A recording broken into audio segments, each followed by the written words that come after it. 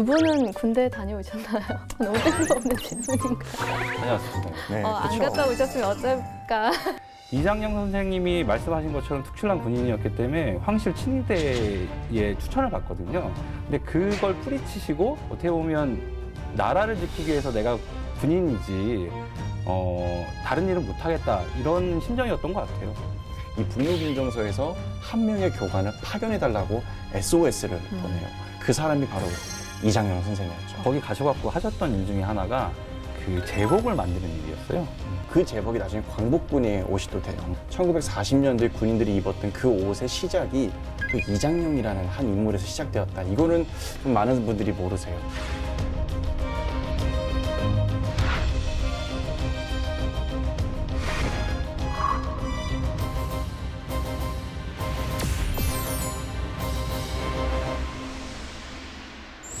우리가 꼭 알아야 할 숨은 독립운동가 찾기, 역사 토크 히어로 두 번째 시간입니다.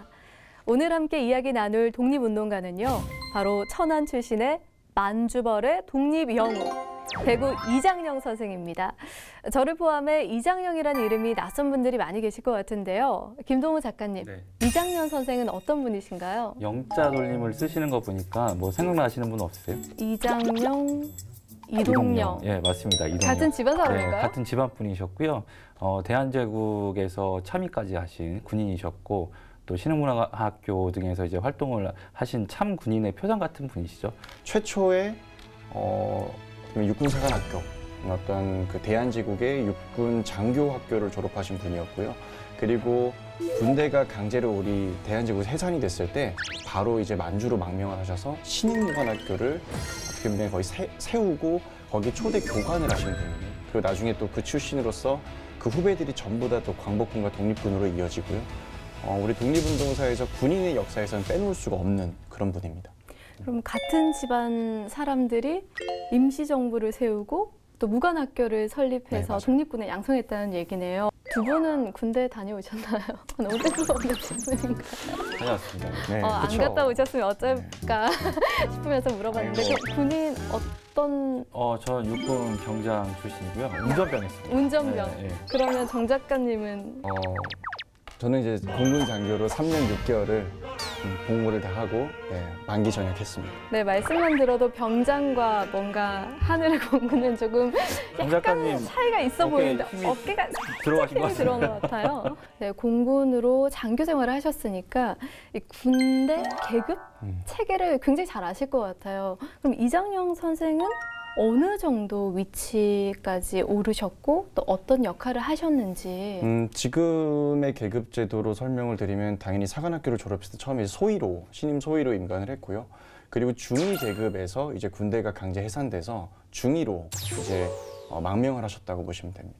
그 당시에 중위 계급이 어느 정도인지 상당한 위치인 건가요? 그렇게 보기는 조금 어렵고요. 다만 이제 당시 사관학교에서 어떤 그 기술적인 부분, 그리고 이제 교관으로서 군인을 양성하는 법, 싸움법 이런 것들을 다 배운 사람이 그렇게 많지 않았거든요, 숫자가. 그래서 당시 무관학교에는 그런 걸 가르칠 수 있는 교관이 너무나 부족한 상황이었고, 그렇기 때문에 이장영 선생님께서 그런 역할을 다 수행해 준 거라고 보면 됩니다.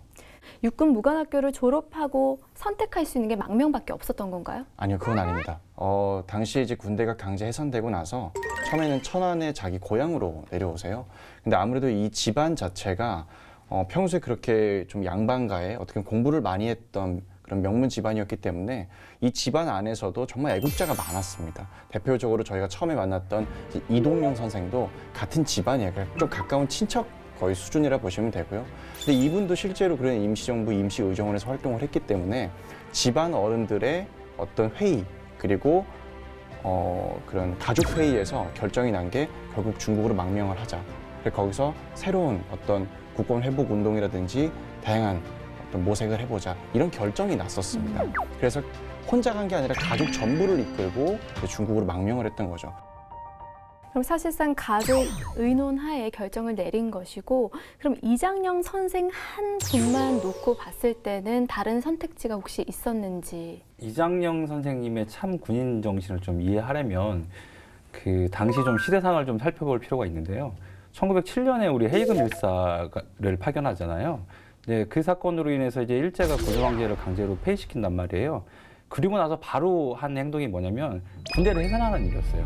근데 이장영 선생님은 본인이 군대 군인으로서 이 나라를 지키고 싶었는데 본인이 몸담을 수 있는 곳이 사라진 거잖아요. 그리고 몇 개월 뒤 이제 목천으로 내려가서 몇 개월 뒤 계시면서 생각을 하셨겠죠. 앞으로 어떻게 해나가야 될까. 그런데 이제 그 당시에 이장영 선생님이 말씀하신 것처럼 특출난 군인이었기 때문에 황실 친위대에 추천을 받거든요. 근데 그걸 뿌리치시고 가족과 함께 다 도강을 하시는 거죠. 그러니까 어떻게 보면 나라를 지키기 위해서 내가 군인이지 다른 일은 못하겠다 이런 심정이었던 것 같아요. 네. 사실 황실 친위대 같은 경우는 그 경로를 선택했더라면 조금 더 편안한 삶을 살 수 그렇겠죠. 있을 수도 예. 있었을 텐데 독립운동가 얘기를 선택했습니다. 네. 만약에 황실 친위대의 제의를 받아들였다면 어떻게 됐을까요? 글쎄요. 근데 이장영 선생님 성격상 얼마 못하고 그만두셨을 것 같은데. 정 작가님 만약에 저는 네. 당연히 이장영 선생이라면 황실 친위대를 거부했을 거다라고 생각을 해요. 왜냐하면 그 시대상을 보면 조금 생각할 수가 있는 게 1907년도에 이제 군대가 강제 해산됐어요. 근데 그 전에 2년 전에 을사늑약이 체결됐거든요. 근데 을사늑약이 체결됐을 때 크게 보면 두 가지의 서로 다른 행보가 나타나요. 누군가는 일제의 그 불의에 타협하는 사람들이 생겼고 누군가는 그거에 저항하는 사람들이 생겼어요. 근데 당시 이 저항이 어느 정도였냐면은 군인들은 스스로 자결하는 군인들이 많았어요. 이 대한제국군의 군대의 그 군인으로 있던 어떻게 보면 하나의 참모총장, 육군 참모총장이었던 사람들부터 해서 그 자기 위에 선배들이 다 목숨을 끊으면서 자결을 선택했거든요. 그걸 봤단 말이에요.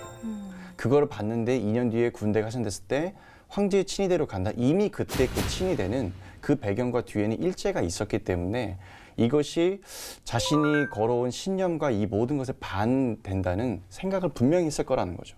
황실 친위대 제의를 거절하고 가족과 함께 가장 먼저 간 곳이 어디죠? 이제 중국 만주로 갔는데 그때 그 지역이 바로 나중에 이제 신흥학교로 되고 신흥무관학교가 됐던 곳이에요. 근데 중요한 거는 선생이 정확하게 이제 몇 월 며칠 날 갔다. 그러니까 일은 좀 찾을 수 있어요. 11월 정도였다고 나오는데 정확히 며칠 날 갔는지도 아직까지는 그 추정을 할 뿐이고요. 정확하게 어디로 처음 망명을 했다는 것도 사실 알 수가 없어요. 다만 중국 만주에 망명을 했다가 그 이후에 신흥무관학교가 설립된 그 신흥강습소가 설립된 그 지역을 먼저 선발대로 물색을 했다. 요 정도만 우리가 사실 알 수가 있습니다.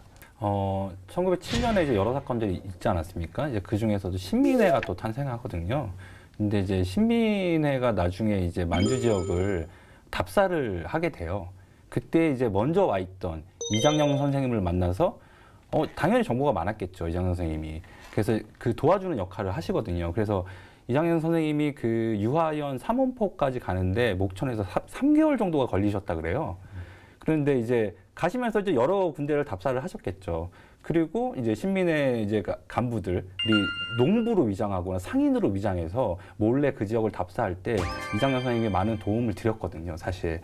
그래서 신흥무관학교가 아마도 삼원포에 처음 뿌리를 내리는데 도움을 주시지 않았을까라는 이제 추정을 해볼 수 있는 거죠. 예. 그럼 망명 이후에 신흥강습소, 신흥무관학교를 위해서 굉장히 초석을 다졌다고 보면 될 것 같은데요. 신흥무관학교가 이렇게 옮겨가는 과정에도 이런 이유들이 있었을 것 같은데 그 옮겨진 경로를 좀 설명을 해주신다면요. 먼저 이제 삼원포 지역에 있다가 그다음 몇 년 있다 이제 합리화 지역으로 갑니다. 그러다가 이제 또 고산자 지역, 1919년에 이제 고산자 지역으로 넘어가게 되거든요.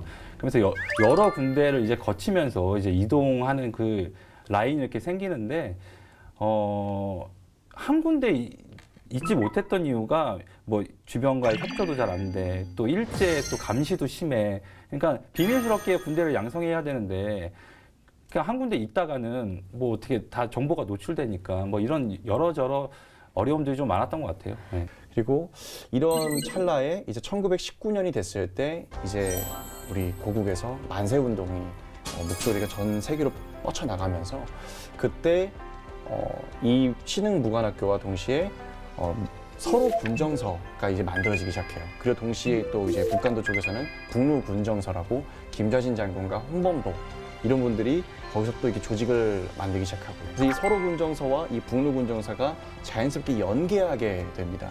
그리고 당연히 이 이장현 선생께서 너무나 뛰어난 이 서로 군정서와 이 신흥무관학교의 교관이었기 때문에 이 북루 군정서에서 한 명의 교관을 파견해달라고 SOS를 보내요. 그 사람이 바로 이장현 선생이었죠. 그래서 이장현 선생님께서 이제 기꺼이 김좌진 장군에게 우리 이장현 교관을 보내겠다 해서 진심으로 서로 연대하자 이런 또 편지를 주고받습니다.